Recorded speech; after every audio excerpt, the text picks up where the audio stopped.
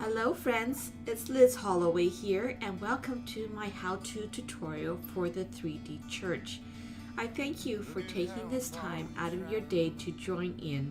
In this tutorial, I will show you how to assemble the 3D church.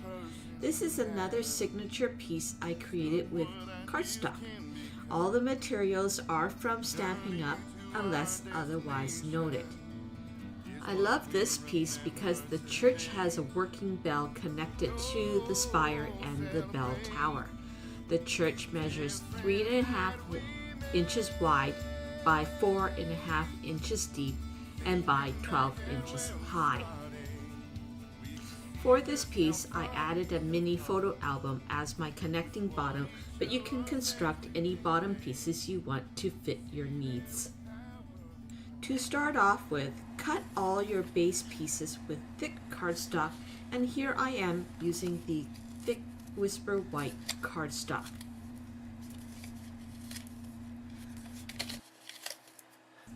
With the spires, all the scoring lines have been cut for you so that there is no need for a scoreboard. You're going to fold and crease all the lines well, creating a cone shape and attaching the ends together with multi-purpose glue. I am using glue so that I can take my time gluing the cardstock together and then holding the ends so that the glue sets. You want to make sure that you line up the edge to the perforated edge, creating a cone at the top. You can use tear and tape, but carefully attach the pieces slowly.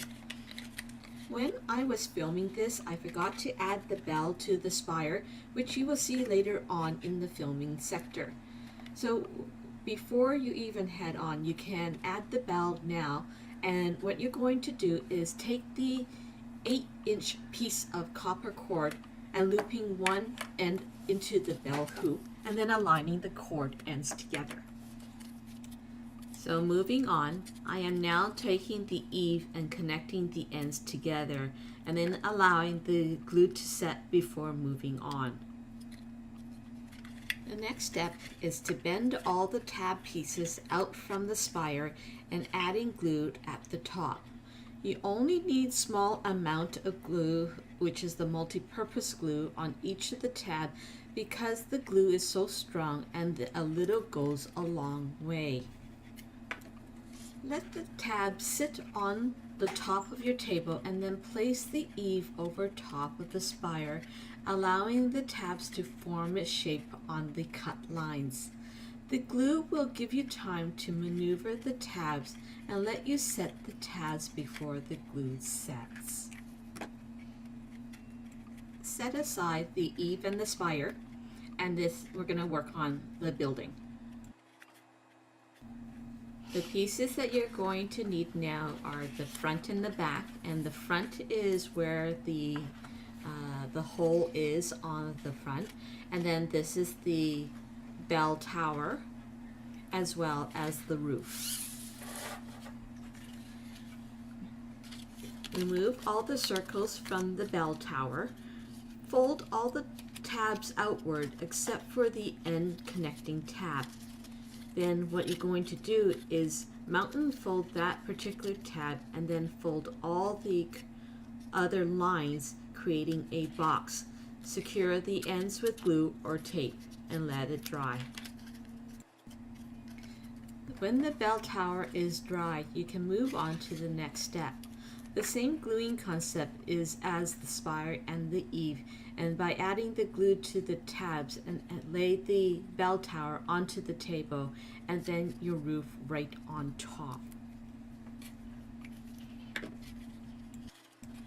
Again, using the multi-purpose glue to allow time to maneuver the tab pieces to set in place.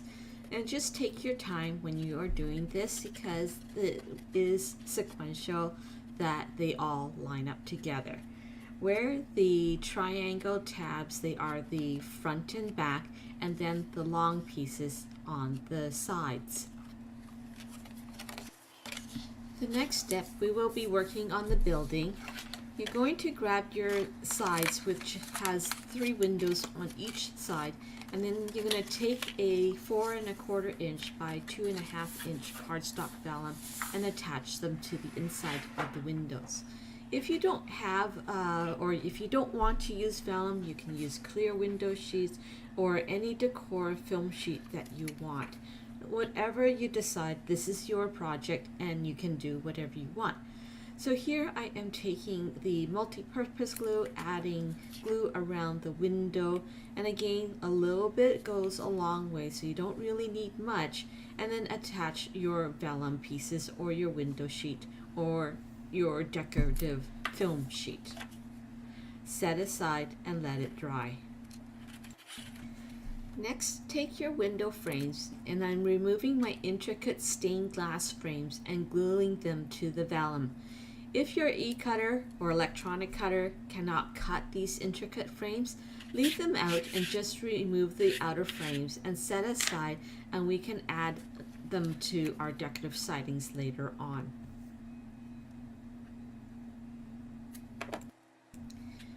If you want some kind of decorative film, you can pick any of our Memories and More card pack that have decorative designs on them and then glue them onto the back of the windows.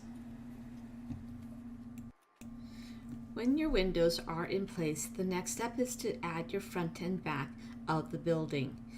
If you haven't done so, fold and crease well and add glue or tear and tape to all the perforated edges, and then carefully align your sides to the tab, the straight edge to the perforated edge, and then aligning at the bottom of the building. Repeat on all four sides until you have a square box. When your building is done, the next step is to secure the roof to the building. Make sure that the straight edges are aligned at the perforated edges, butting them together. You can use glue or tear and tape at this time. It is time to add the spire and the eave. And remember, I mentioned earlier I forgot to add the bell until this time. You can follow along here before piecing your spire together. The gold bell I got from Michael's, or you can use any of your local craft stores that carries them. I purchased the 0.9 inches or the 25mm bells, and it works great with the bell tower.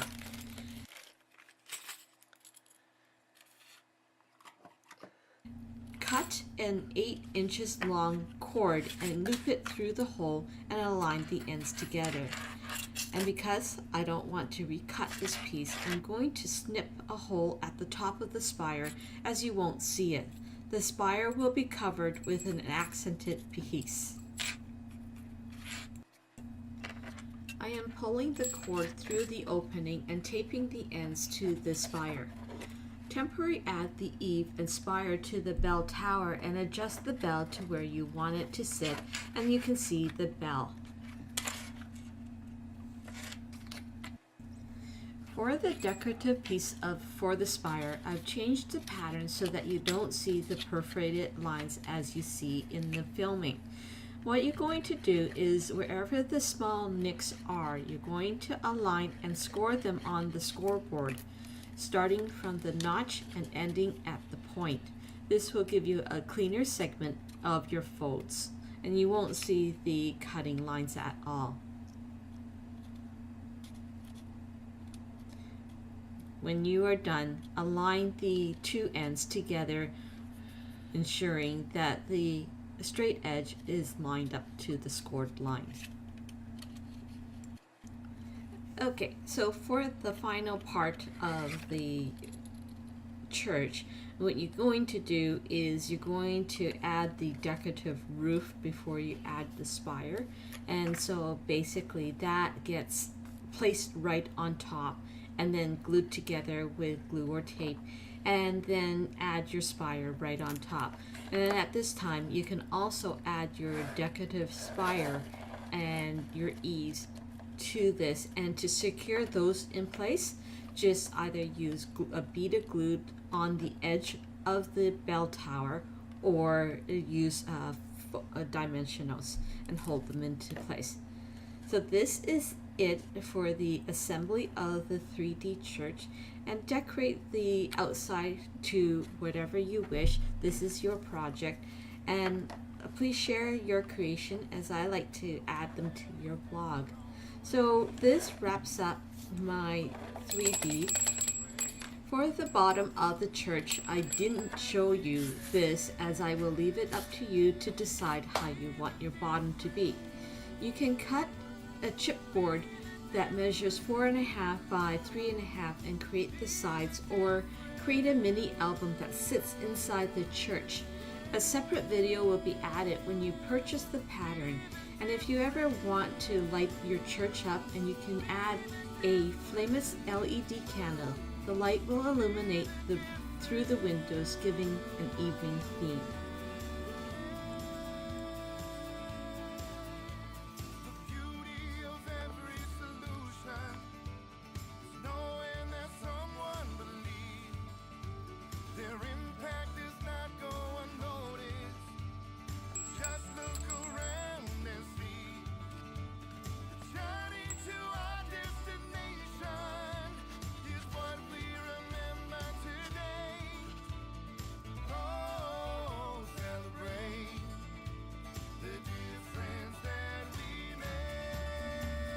Please share your creation, and I would love to add you to my blog. As this brings to the end of the how-to video, if you are interested in the products that I use, they are listed in the description below, as well as a link to the pattern. And click on the like button. This tells me that you have learned something new, and if you have any questions or concern, you know where to reach me. You can follow me on Facebook pages at lizhollowaydesign or Canadian Papercraft Card Scrapbook. I'm also on Instagram and Twitter. Let me be your demonstrator, and you automatically be added to my Stampers Plus VIP group when you have based on certain values. Thanks so much for joining in, and I'll see you next time. Bye for now.